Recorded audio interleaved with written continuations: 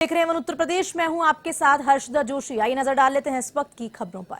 गुरु नानक देव के प्रकाश उत्सव कार्यक्रम में सीएम योगी आदित्यनाथ ने शिरकत की। इस दौरान मुख्यमंत्री योगी आदित्यनाथ ने कहा कि आज नानक देव जी का पावन प्रकाश उत्सव है। पूरी देश और दुनिया में जहां भी भारतवंशी निवास कर रहे हैं वो पूरी श्रद्धा के साथ मना रहे हैं। मध्यकाल में जब विधर्मियों के आतंक से देश और धर्म संकट में था, मानवता खतरे में थी, बहन बेटियों की इज्जत सुरक्षित नहीं थी, उस कालखंड में मानवता के कल्याण के लिए जो प्रकाश पुंज प्रकट हुआ, योगी ने कहा कि उन्होंने मानवता कल्याण के लिए अपने उपदेशों से, अपने जन जागरण अभियान से एक बड़े अभियान को अपने हाथों में लिया है। उन प्रकाश पुंज को हम गुरु नानक जयंती जी के नाम से जानते हैं। सज्जन लोग खुशी महसूस करें, आनंद महसूस करें, निर्भय होकर रहे। माननीय कौशल किशोर जी सांसद और केंद्रीय मंत्री, माननीय महापौर जी संयुक्त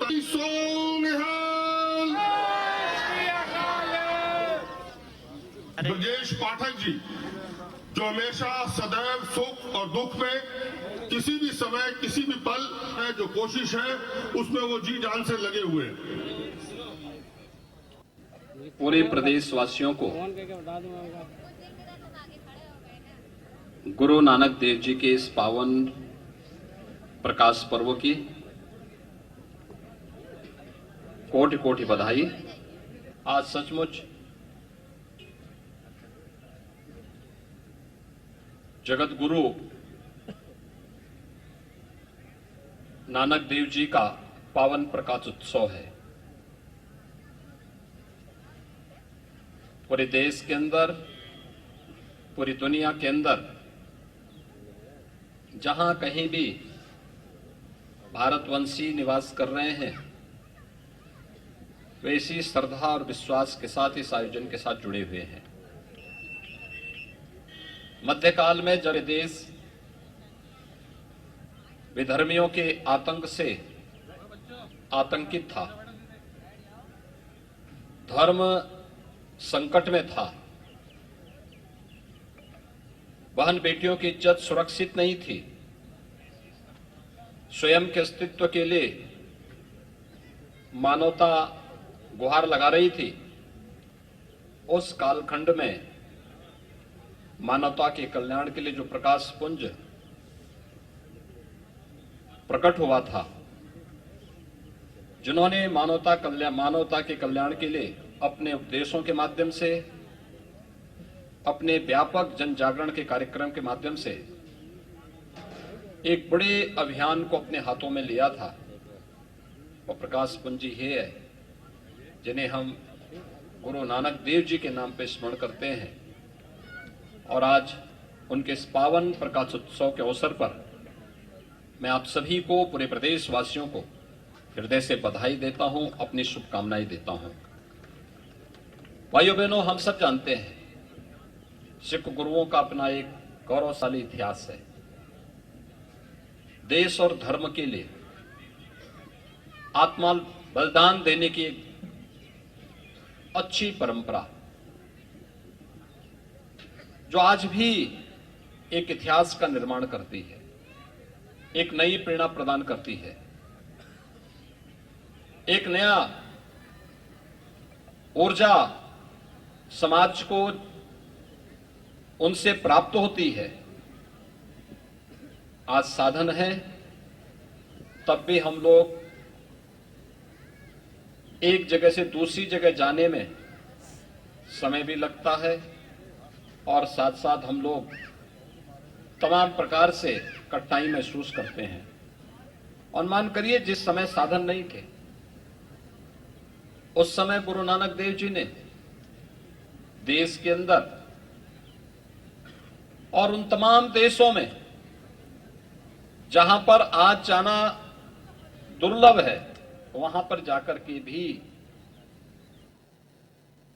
यूपी के शाहजहांपुर की थाना कटरा पुलिस द्वारा बड़ी कार्रवाई की गई है और मादक पदार्थ की तस्करी करने वाले 2 तस्करों को गिरफ्तार भी किया, जिनके कब्जे से 3 किलोग्राम अफीम बरामद की गई है। बरामद की गई अफीम की अंतर्राष्ट्रीय बाजार में कीमत करोड़ों में बताई जा रही है। वहीं पुलिस अधीक्षक ग्रामीणों संजीव कुमार वाजपेयी का कहना है कि जो भी तथ्य पूछताछ के दौरान निकलकर सामने आएंगे, उनके आधार पर कड़ी कार्रवाई की जाएगी।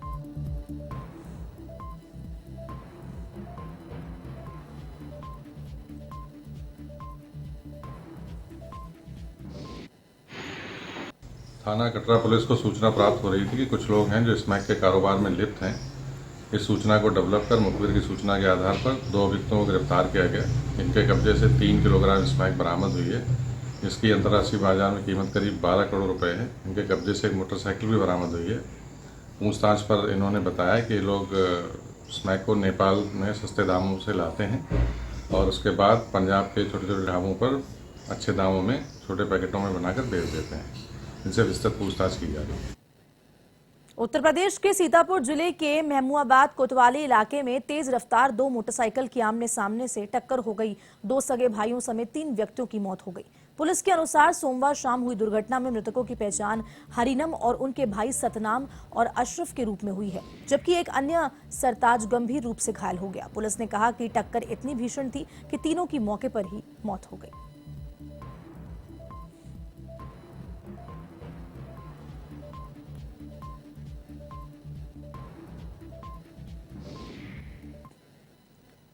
यूपी के कासगंज में नल से पानी भरने को लेकर 2 पक्षों के बीच विवाद हो गया। अमापुर कोतवाली क्षेत्र के महाराणा प्रताप नगर में दोनों पक्षों में जमकर मारपीट हुई। वहीं झगड़े का ये वीडियो सोशल मीडिया पर जमकर वायरल हो गया।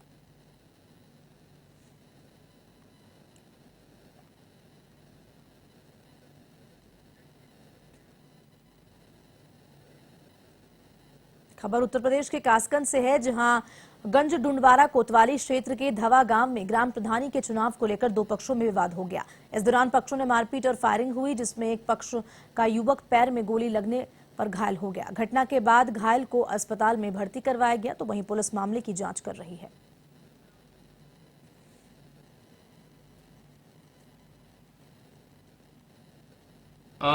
थानागंज के धवा गांव में आज सूचना प्राप्त हुई कि 2 पक्षों में प्रधान और पूर्व प्रधान के पक्षों में मारपीट हुई है। मेरे द्वारा मौके पर घटना निरीक्षण किया गया तो पाया गया कि वहां पर 2 पक्ष जो पहले से इनकी आपसी रंजिश चली आ रही है, तो इनके पक्ष में मारपीट हुई है और गोली भी चलने की सूचना है, जिसमें से एक व्यक्ति के पैर में गोली लगने की सूचना है। जांच की जा रही है और जो भी साक्ष्य सामने आएंगे उनके आधार पर कड़ी वैधानिक कार्रवाई की जाएगी। घटना 2 महीने से चल रही है। प्रधानी के इलेक्शन को लेके अब ऐसी सीट होने के कारण सब लोगों ने अपने अपने प्रत्याशी लड़ाए थे। उसमें मेरा प्रत्याशी जीत गया था। आज से 2 महीने पहले उसको मुझसे खिलाफ कर दिया, तोड़ लिया और झूठे मुकदमे मुझ पर लगवाना शुरू कर दिए। मेरे परिवार को टॉर्चर करने लगे, मारपीट करने लगे। और आज मेरा भतीजा दुकान पे सौदा लेने के लिए गया था, उसे नाश्ते का सामान, तो घात लगाए बैठे थे मुसीर, अमजद, कामिल और रईस मोहम्मद। इन्होंने जो है एक भतीजा मेरा अली बहादुर, उसको मारपीट शुरू कर दिया। दूसरा बचाने के लिए गया, उसको भी मारा, मेरे मामा का लड़का रिजवान। और तीसरा मेरा भाई भागा तो उसके फायरिंग, जब तक फायरिंग करने लगे और मेरे भाई के भतीजे के फायर मार दिया। बस्ती से भाजपा सांसद हरीश त्रिवेदी के भाई सुभाष और बगीश के खिलाफ एमपी एमएलए कोर्ट ने धारा 82 के तहत नोटिस जारी किया है। कोर्ट ने एसपी को अंतिम नोटिस जारी कर 11 नवंबर तक हाजिर कराने का आदेश दिया है। तो वहीं ये भी बता दें कि मामला 2019 के एमपी इलेक्शन का है, जहां तेलियागजोत गांव में वोट को लेकर मारपीट हुई थी।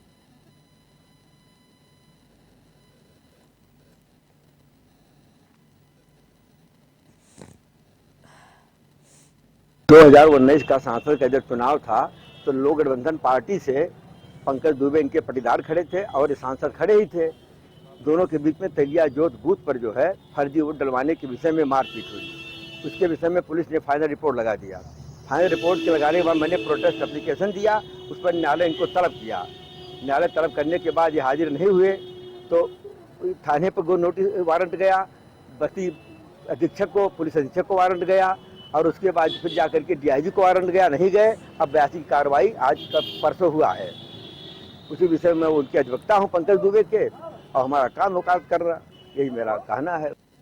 देव दीपावली पर प्रयागराज के दारागंज दशाश्वमेध घाट पर गंगा आरती का आयोजन हुआ, जिसमें गंगा विचार मंत्र के राष्ट्रीय संयोजक डॉक्टर भरत पाठक, गंगा टास्क फोर्स के कर्नल वेदवत, पूर्व पुलिस महानिरीक्षक के सिंह के दीप प्रज्वलित कर दीपदान की शुरुआत की, जिसके बाद सम्मान समारोह का आयोजन हुआ, जिसमें A1 टीवी के स्टेट हेड अमरीश सिंह को सम्मानित किया गया। कार्यक्रम में प्रदेश मंत्री Bharatiya Janata party Anamika Chaudhary, cooperative bank of Mirzapur एवं सोनभद्र के चेयरमैन लोकनारायण सिंह समेत गणमान्य लोग मौजूद थे।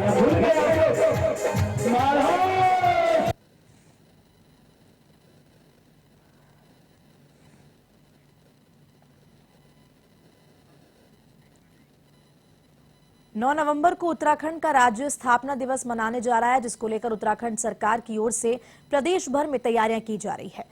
वहीं दूसरी ओर भारतीय जनता पार्टी ने इस बार राज्य स्थापना दिवस को भव्य दिव्य बनाने के लिए तैयारियां तेज कर दी है। इस बार बीजेपी की ओर से स्थापना दिवस मनाने के लिए तैयारियों की जिम्मेदारी प्रदेश महामंत्री खिलेंद्र चौधरी को दी गई है। खिलेंद्र चौधरी ने तैयारियों को लेकर बताया कि जिस तरह से उत्तराखंड राज्य का निर्माण स्वर्गीय भारत रत्न अटल बिहारी वाजपेयी ने किया, वहीं यह प्रदेश को प्रधानमंत्री नरेंद्र मोदी के द्वारा संवारा जा रहा है, जिसको स्थापना दिवस पर पार्टी जनता के बीच ले जाने वाली है। उसी के लिए भारतीय जनता पार्टी प्रदेश कार्यालय में विकास कार्यों से संबंधित एक प्रदर्शनी लगाएगी और प्रदेश के मंडल स्तर तक गोष्ठियों का आयोजन करने का निर्णय लिया गया है।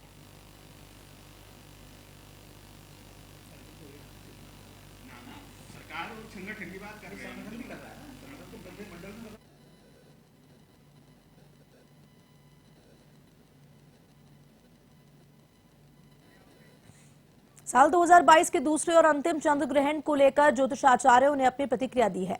इसी के तहत उत्तराखंड के देहरादून में टपकेश्वर मंदिर के प्रधान पुजारी कृष्णानंद गिरी महाराज ने भी इस चंद्र ग्रहण को लेकर अपने विचार व्यक्त किए।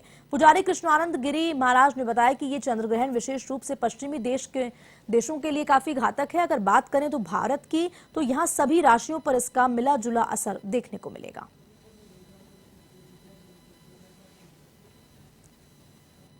अंतिम चंद्र ग्रहण है, आज सूतक लग चुका है और अगर हम बात करें तो तमाम राशियों पर इसके अलग अलग प्रभाव हैं और तमाम ऐसी राशियां हैं जिनके लिए शुभ है। ये इन सारी बातों पर विस्तार पूर्वक जानकारी के लिए हमारे बीच में देहरादून के मशहूर आध्यात्मिक मंदिर टपकेश्वर मंदिर के महाराज जी हैं और हम उनसे जानते हैं और ये कोशिश करते हैं कि जो राशियां हैं उन पर क्या अनुकूल प्रभाव पड़ेंगे और कैसे हम इसका बचाव कर सकते हैं। महाराज जी, स्वागत है आपका A1 टीवी पर। और जो आज का चंद्र ग्रहण है उस पर जरा विस्तार। हर हर महादेव।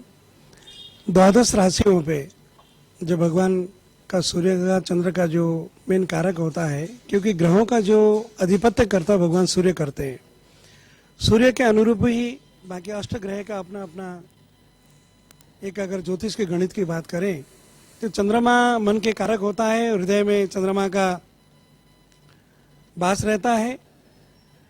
चंद्रमा मन के कारक होने से अगर आपका मन खराब है, अगर मनोस्थिति ठीक नहीं है, तो आपको जो है शीतलता प्रदान करता है चंद्रमा।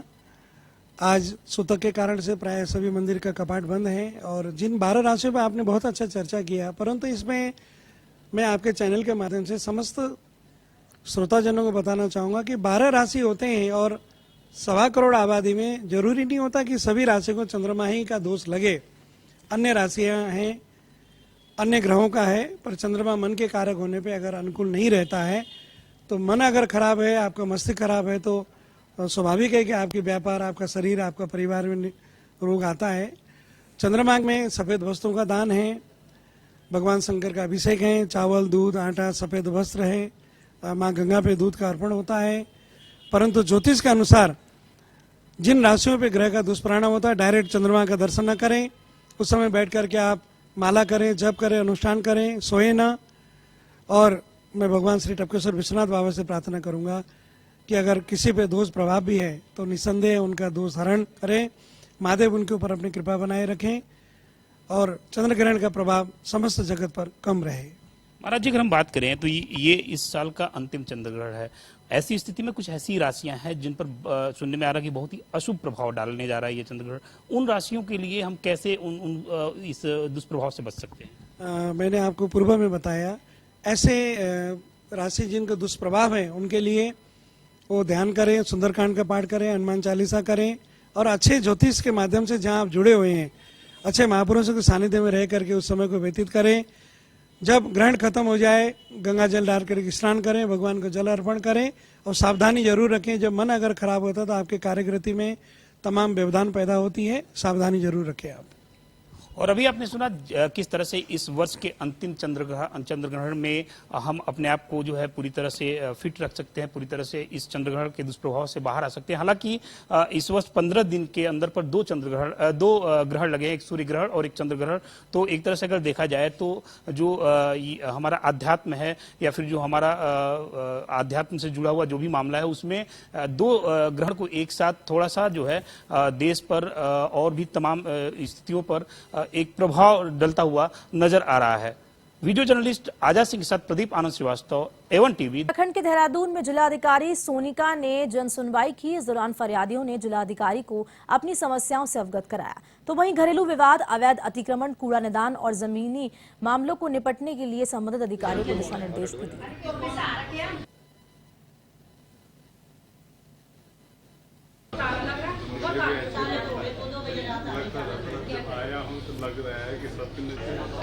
करीबन 100 के करीब हमारे पास आज शिकायतें आई हैं।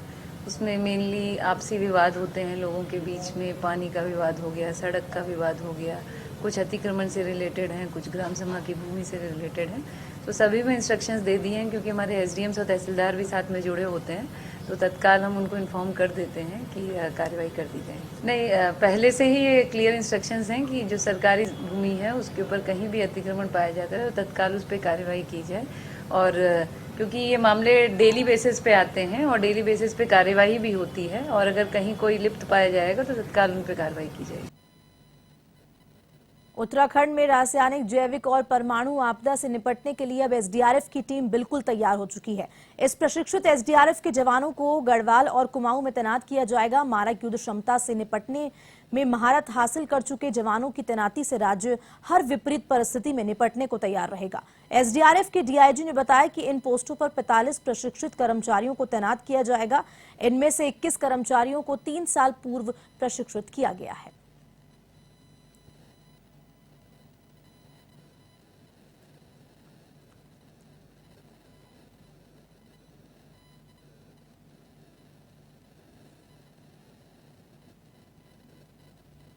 हमारा ये मकसद है कि जो हमारी एसडीआरएफ तैनात रहती है किसी भी प्रकार के डिजास्टर से या इमरजेंसी से निपटने के लिए दक्ष हो और सारे इक्विपमेंट्स हमारे पास मौजूद हों। अभी हमारे पास CBRN यानी कि केमिकल, बायोलॉजिकल, रेडियोलॉजिकल और न्यूक्लियर, ये इस तरह के डिजास्टर से लड़ने के लिए एसडीआरएफ की अबाउट हमारे पास 21 ऐसे लोग हैं जो ट्रेंड हैं। हमारा ये प्रयास है कि हम गढ़वाल और कुमाऊं में दोनों जगह एक एक टीम को रखें जो ट्रेंड हो। जैसे अभी फॉर एग्जांपल हमारी इंडस्ट्रीज़ में किसी प्रकार के गैस रिसाव की कोई सूचना प्राप्त होती है, कहीं पर हमने अभी लेटेस्ट देखा था रुद्रपुर में सिलेंडर से गैस लीकेज की सूचना प्राप्त हुई थी। तो इन्हीं सब की ट्रेनिंग के लिए हमारा प्रयास रहेगा कि इस बार ऑफ सीजन में हम एसडीआरएफ की एक और टीम बनाएं जो कम्प्लीटली ट्रेंड हो, दक्ष हो, और उसको हम अलग अलग दोनों रीजन्स में अपने एस्टैब्लिश कर सकें। हिमाचल प्रदेश में विधानसभा चुनाव को शांतिपूर्ण कराने के उद्देश्य से जनपद ऊधम सिंह नगर के पीआरडी जवानों का एक बड़ा दस्ता जसपुर से रवाना किया गया, जिसका नेतृत्व पीआरडी कमांडर जेके भट्ट करेंगे और जवान 7 से 14 तक चुनाव में ड्यूटी में तैनात रहेंगे।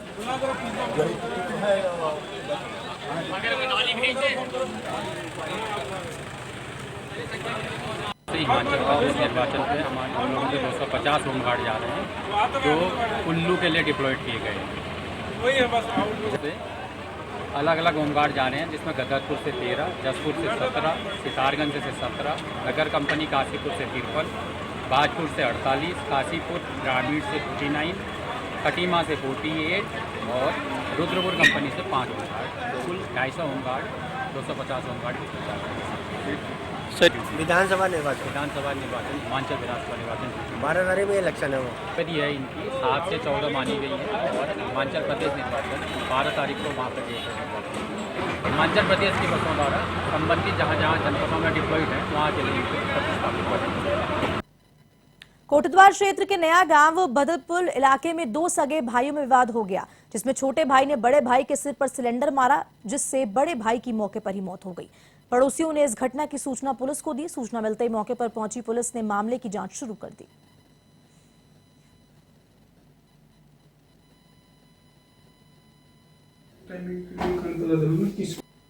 सगे भाइयों का आपस का झगड़े का मामला था, जो अभी प्रथम दृष्टया हमें लग रहा है वहाँ पर दोनों का आपस में झगड़ा हुआ।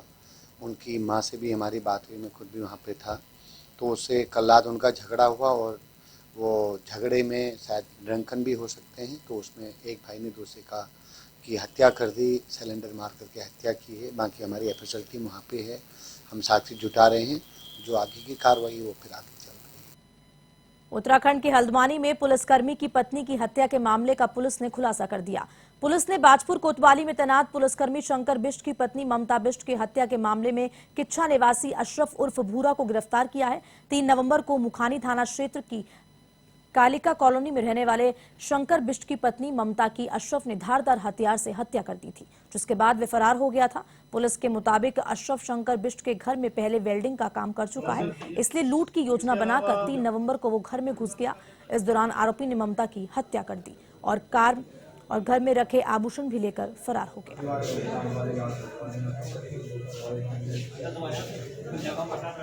ये हमारी जो सिपाही है शंकर बिष्ट, इसकी पत्नी है ममता बिष्ट, इसकी 3 तारीख को हत्या हुई थी, जिसको जो है एक सनसनीखेज घटना थी। पुलिस के लिए एक चैलेंजिंग वो टास्क था। पुलिस लगातार इसमें पिछले 2-3 दिन से कार्य कर रही थी।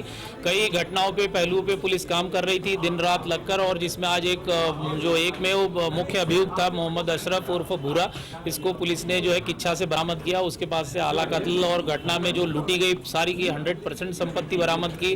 उसके बाद जूते, कपड़े, हथौड़ा, सारा सब टोटल रिकवरी है उसमें, और जो है उसमें घटना की कबूली भी हो गई है। सीसीटीवी से भी वो मिलान हो गया है, पूरा रूट चार्ट वहां से लेके घर तक, घर से, तो सारा ये एक अच्छा खुलासा है, जिसमें फील्ड वर्क और जो टेक्निकल टीम है एक अच्छा कॉम्बिनेशन दोनों का टीमों ने काम किया है इसमें।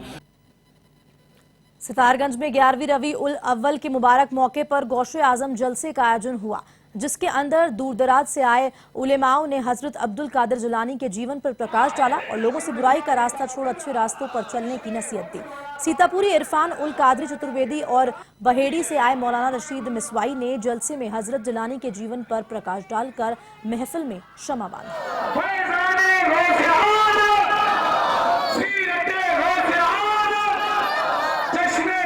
गौसे आजम रज़ी अल्लाह अन्हु की जो शान में जलसा आप लोगों ने मुनक्किद किया है, सितारगंज वालों ने, बड़े मुबारकबाद के काबिल है। हमने हुजूर गौसे आजम रज़ी अल्लाह तआला अन्हु की ज़िंदगी पे तबसरा किया और आपके नाना जनाब मोहम्मद रसूलुल्लाह सल्लल्लाहु अलैहि वसल्लम की ज़िंदगी पे तबसरा किया। हुजूर गौसे आजम की ज़िंदगी बहुत ही महत्वपूर्ण है, बहुत ही अहम ज़िंदगी। आपने अल्लाह अज़्ज़ा वजल को राज़ी किया है और अपनी ज़िंदगी को रब की इबादत में वक्फ कर दिया और दुनिया वालों को पैगाम दे दिया है, दुनिया वालों अल्लाह को राज़ी कर लो, अल्लाह ताला कोई ना कोई मकाम तुम्हें अता फरमा देगा, अल्लाह तुम्हें इज़्ज़त देगा। चाह दुनिया की अगर तलब है तब भी रब को राज़ी करना पड़ेगा, अगर आपको आखिरत की तलब है तब भी आपको अल्लाह को राज़ी करना पड़ेगा। जितनी आखिर तक बातें बताई जाती हैं सब लोगों को सिखाने के लिए होती हैं, लेकिन चंद पॉइंट ऐसे होते हैं जिन पर ज़्यादातर मुक़र्रिरीन हज़रात, ख़तीब हज़रात या शुअरा हज़रात तवज्जो देना चाहते हैं। वो ये है कि इंसान को सिर्फ ये सोचकर कि मैं जलसे में जा रहा हूँ, तकरीर सुनकर या नात सुनकर मज़े लेकर वापस आ जाऊँगा, इसका नाम जलसा नहीं है। असल सीरत सरकार गौसे आज़म ये है कि गौसे आज़म सरकार ने अपनी ज़िंदगी में क्या किया, इस ज़िंदगी को हमें लोगों के सामने उजागर करके रखना चाहिए।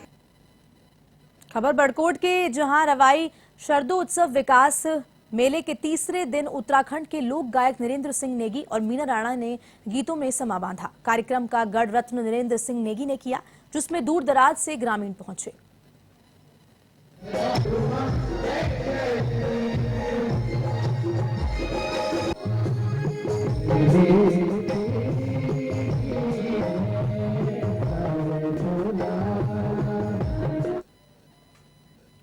रुड़की के झबरेड़ा में बाबा साहब भीमराव अंबेडकर जागरूक मंच की ओर से पंचायत चुनाव में जीत हासिल करने वालों का सम्मान हुआ, जिसमें हरिद्वार सांसद रमेश पोखरियाल निशंक शामिल हुए, तो वहीं राज्यसभा सांसद नरेश बंसल और कल्पना सैनी भी कार्यक्रम में मौजूद रही, जिनके द्वारा नवनिर्वाचित जिला पंचायत अध्यक्ष किरण चौधरी, सभी जिला पंचायत सदस्य, ब्लॉक प्रमुख और ग्राम प्रधानों का सम्मान किया गया।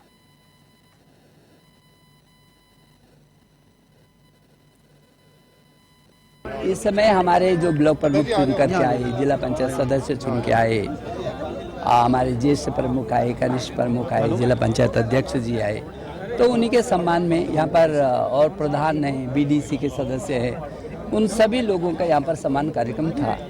और आपने देखा कि जनता ने बहुत भावुक मन से बहुत अच्छे तरीके से अपना सम्मान भी किया और उनका भी सम्मान किया गया कि किस तरीके से आगे एकजुटता के साथ इस जिले को, जो क्योंकि एक जिले ने एक नया इतिहास बनाया है, पूरा उत्तराखंड में पहली बार ऐसा हुआ और हरिद्वार में तो 33 वर्षों के बाद हुआ ऐसा। आज जो है माननीय पूर्व विधायक देशराज कनवाल जी की सुपुत्री जो है भगवानपुर की ब्लॉक अध्यक्ष बनी हैं निर्विरोध, तो उसकी एक खुशी के माहौल में एक प्रोग्राम रखा हुआ था जिसमें सभी जो है क्षेत्र पंचायत सदस्य, ग्राम प्रधान और जिला पंचायत सदस्यों का सबका जो है यहाँ सबका हार्दिक अभिनंदन किया, सबका स्वागत समारोह रखा हुआ था। जनपद उधम सिंह नगर में आंगनबाड़ी कार्यकर्ताओं से सुपरवाइजर पद पर पदोन्नति की गई, इस पर भी भ्रष्टाचार का आरोप लगते नजर आए। जसपुर आंगनबाड़ी कार्यकर्ताओं ने मुख्यमंत्री के नाम एक ज्ञापन तहसीलदार को सौंपा, जिसमें निष्पक्ष जांच कर भर्ती को निरस्त कराने की मांग की गई। उन्होंने बताया कि पारदर्शिता के साथ वरिष्ठ एवं सुयोग्य कार्यकर्ताओं के भविष्य के साथ खिलवाड़ किया गया, जिससे मानसिक आघात पहुंचा है। ज्ञापन दिया तहसीलदार साहब को और कोशिश तो ये थी कि हम एसडीएम साहब को ये ज्ञापन दें, लेकिन वो टाइम पे मौजूद नहीं मिली, लेकिन हम उनके लिए भी करेंगे ये कोशिश। और ये मतलब आंगनवाड़ी के प्रमोशन का मैटर है, इसमें आंगनवाड़ी का सुपरवाइजर में पद के हेतु ज्ञापन दिया गया है। इसमें मतलब कि ना तो इसमें मेरिट लिस्ट ओपन की गई है और बल्कि इसमें रैंडम के आधार पर इन्होंने खुला अपनी लिस्ट में लिखा है कि हमने जो लिस्ट निकाली है वो रैंडम के आधार पर निकाली है। तो रैंडम का मतलब क्या है? क्योंकि आप क्या उसको ज़्यादा बेस्ट मानते थे कि जो आपने रैंडम के आधार पर लिस्ट जारी की है? बाजपुर में काशीपुर आरटीओ और तहसीलदार ने ओवरलोड वाहनों के खिलाफ संयुक्त रूप से चेकिंग अभियान चलाया।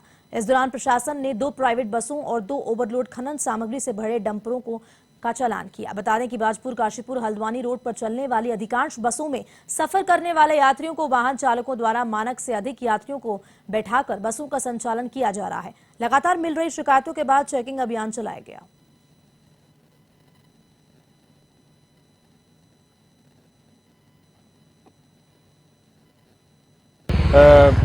आज परिवहन विभाग और राजस्व विभाग की टीम की ओर से संयुक्त छापेमारी का कार्यक्रम किया जा रहा है। मेनली जो बसें हैं जो हमारी हल्द्वानी बाजपुर काशीपुर मेनली इस रूट की जो बसें हैं, क्योंकि काफ़ी समय से शिकायतें भी प्राप्त हो रही थी कि यहाँ पे जो वाहन चालक हैं वह क्षमता से अधिक वाहनों को अपने यात्रियों को अपने वाहनों में परिवहन हो रहा है और जिससे कि किसी भी समय कोई भी बुरी घटना भी हो सकती है जिससे हम मना नहीं कर सकते। अतः नियमानुसार जो भी है, जो इस प्रकार के वाहन जो पाए जा रहे हैं, जो ऐसी बसें जो ओवरलोड कर रही हैं, तो उनके खिलाफ नियमानुसार हम चालानी कार्रवाई कर रहे हैं। अभी तक हमने 2 बसें ओवरलोड जो थी और उन पर नियमानुसार कार्रवाई की है। और मैं ये भी बताना चाहूँगा कि ये जो हम ये किया जा रहा है, इसमें व्यक्ति स्वयं जागरूक रहे, बस चालक, बस जो आपके परिचालक हैं वे स्वयं जागरूक रहे, इस तरह की परिस्थिति ना करें। धर्मनगरी हरिद्वार में कार्तिक पूर्णिमा का स्नान बड़े धूमधाम के साथ मनाया गया। मान्यता है कि इस दिन गंगा स्नान करने से मोक्ष की प्राप्ति होती है, इसलिए सुबह से ही हर की पौड़ी समेत तमाम गंगा घाटों पर श्रद्धालुओं की भारी भीड़ उमड़ रही है। बता दें कि कार्तिक पूर्णिमा का स्नान साल का अंतिम स्नान पर्व होता है और हरिद्वार में इस दिन लाखों की संख्या में श्रद्धालु आते हैं। बताएं कि बात करें अगर सुरक्षा व्यवस्था की, तो प्रशासन ने स्नान पर्व को लेकर सुरक्षा व्यवस्था के भी पुख्ता इंतजाम किए हैं। हम लोग दिल्ली से आए हैं और स्नान करने के समय हम लोग परिस्थिति बहुत ठंडा है, अंदर जाने का इतना मजा है क्या बताऊं भैया। इसका मैं तो आपको देख के पता चल रहा है, भीड़ भड़का देख लो आप। जी मैं रुद्रपुर से आई हूँ। आज कार्तिक पूर्णिमा का स्नान था, हम लोग रुद्रपुर से आए हैं और यहाँ पे आकर हमें बहुत ही आनंद आया। हम सब ने पूरी फैमिली के साथ आए, गंगा स्नान किया, अब हम लोग आरती भी देखी, सब कुछ किया। अब हम लोग शाम की आरती देखेंगे, फिर घर चले जाएंगे। भैया हम दिल्ली से आए हैं, आनंद बहुत अच्छा रहा है हरिद्वार में गंगा स्नान करने के लिए। पूरी फैमिली के साथ आए हैं, देखो हमारी पूरी फैमिली है और बहुत एंजॉय किया यहाँ पर आने के बाद। चलिए फिलहाल के इस बुलेटिन में इतना ही। देश दुनिया की तमाम खबरों के लिए देखते रहिए A1 TV। नमस्कार।